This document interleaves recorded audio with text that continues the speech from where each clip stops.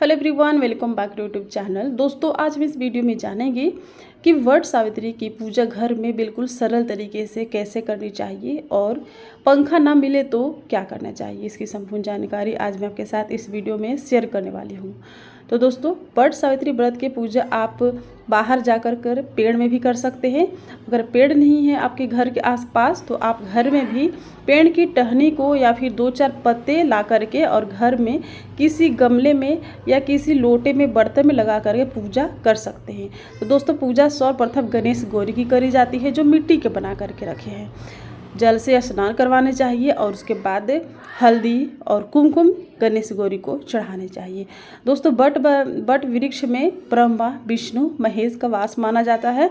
इसके साथ ही साथ वट सावित्री के दिन वट सावित्री माता की भी पूजा करी जाती है और साथ ही साथ गणेश गौरी जी की भी पूजा करी जाती है। वैसे भी किसी भी पूजा पाठ में गणेश गौरी जी की सर्वप्रथम पूजा करी जाती है।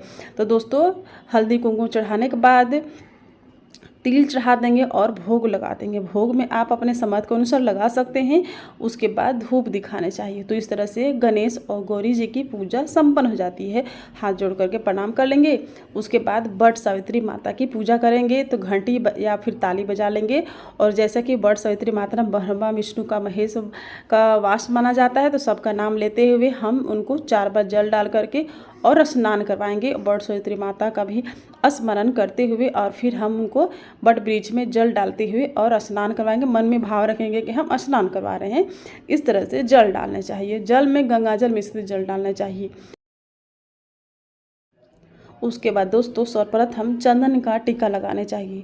ब्रह्मा विष्णु महेश और वट सावित्री माता का स्मरण करते हुए चंदन का टीका लगाना चाहिए। उसके बाद पूजा में जैसे कि कहा जाता है कि हल्दी लगाना शुभ मानी जाती है, तो हल्दी का भी टीका लगाना चाहिए।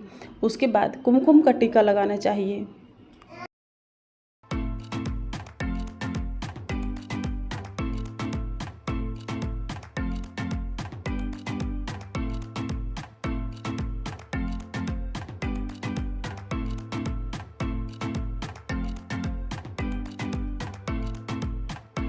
हल्दी कुमकुम का टीका लगाने के बाद तिल चढ़ाने चाहिए।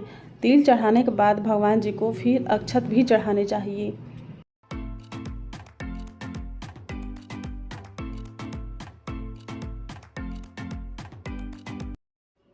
उसके बाद दोस्तों, अगर आपको बांस का पंखा नहीं मिलता है तो बर पेड़ के एक पत्ता ले करके उसके ऊपर स्वास्तिक बना करके और हल्दी और कुमकुम और अक्षत चढ़ा करके और इसी से हम पंखे का हम यूज करेंगे। जैसे कि पंखा वट वृक्ष में हवा देते हैं, तो हम पत्ते से ही हवा देंगे। तो पत्ते से भी हम पूजा संपन्न कर सकते हैं। हमें उतना ही पुण्य मिलेगा जितना कि हम बांस के पंखे का यूज करते हैं।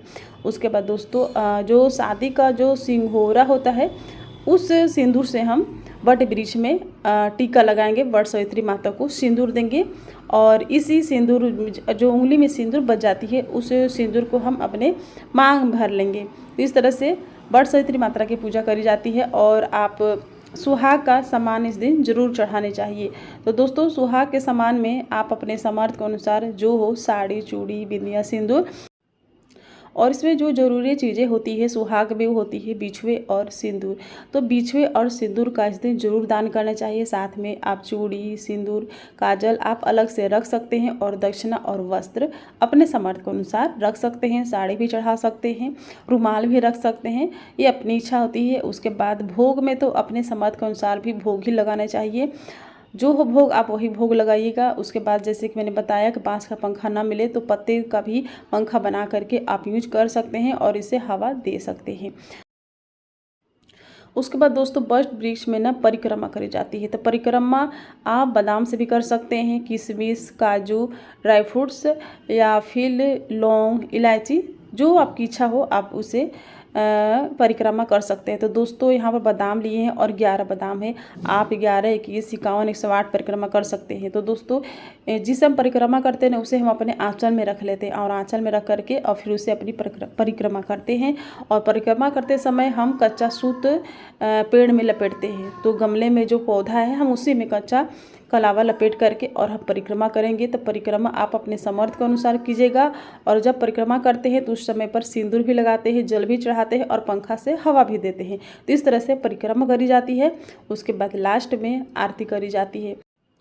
आरती करने के बाद वट सावित्री माता की कथा सुनी जाती है। तो कथा भी उसी जगह पर सुनते हैं जहाँ पर हम पूजा करते हैं। तो जहाँ पर आप पूजा कर रहे हो वहीं पर बैठ करके आसन लगा करके और वट सावित्री माता की कथा सुननी चाहिए और दूसरों को भी सुनानी चाहिए। उसके बाद जो पूजा में रह गए कमियों के लिए क्षमा याचना मांगनी चाहिए। और जो हम श्रृंगार का सामान चढ़ाते हैं उसे अपने घर में सास हो तो सास को, या फिर जिठानी हो तो जिठानी को, या फिर पंडित ब्राह्मण को आप दान कर सकते हैं। मतलब कि अपने से बड़ों को दान करना चाहिए।